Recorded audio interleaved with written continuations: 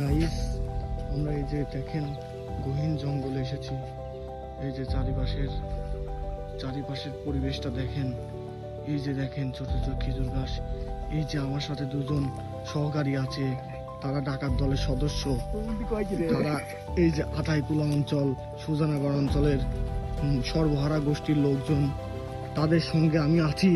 আজকে রাতের আমি অ্যাডভেঞ্চার উপভোগ করতেছি।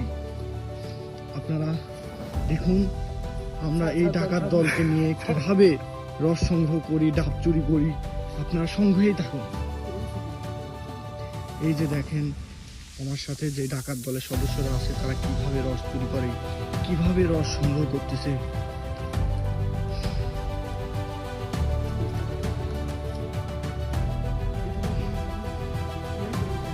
This moment is very enjoyable.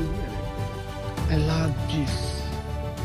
Every year I came this place and enjoying this adventure. This is wonderful adventure I ever done. Wait, please ভিডিওটা ধরো। এই দেখেন, এদিকে আসেন। দেখেন আমাদের এখানে গাছিরা কিভাবে রস কালেক্ট করার জন্য খুঁটিটা প্রতিস্থাপন করে।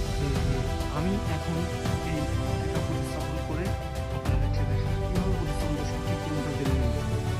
এইভাবে পাশে খুঁটিটা রাখবেন, পরবর্তীতে এইভাবে এখানে রাখবেন, এইভাবে এখানে রাখবেন। আর দেখুন এই যে এইখান থেকে রস ক্রমে আস্তে আস্তে এই যে এই নালাটা দেখতেছেন না, এই নালাটার মধ্যে দিয়ে খুঁটিতে রসটা,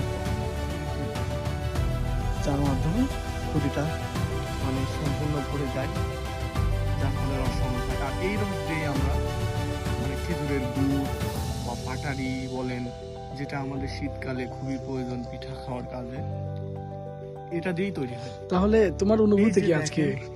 এই যে ছাড়া তোর অনুভূতি কি? জঙ্গলের মধ্যে গাছিরা এইভাবে খুঁটি লাগাইছে, কিন্তু এই যে আমাদের মতো ডাকাত দলের সদস্যরা এই রসটা চুরি করে খেয়ে ফেলতেছে। ডাকু এই যে এখানকার ডাকাত দলের আমি কিন্তু ডাকাত দলের সদস্য না, কিন্তু এই যে ডাকাতদের পাল্লায় পড়ে আমি এখন রস চুরি করতে এসেছি। তারা আমাকে ফোর্স করছে, তারা আমাকে জোর করে এই রস চুরি করতে আনছে। আমি আসলে নিরুপায়, আমার কিন্তু দোষ নেই। আপনারা আমাকে ভুল বুঝেন না। ঠিক আছে, দেখুন ডাকাত দলের সদস্যরা তাদের ডাকাতি কাজকর্ম শেষ করার পরে সিগারেট সেবন করতেছে, সিগারেট খাচ্ছে। আমি কিন্তু সিগারেট খাই না। এরা গাঁজা সিগারেট গাঁজা, তারা নতুন ভাবে গাঁজা খাচ্ছে।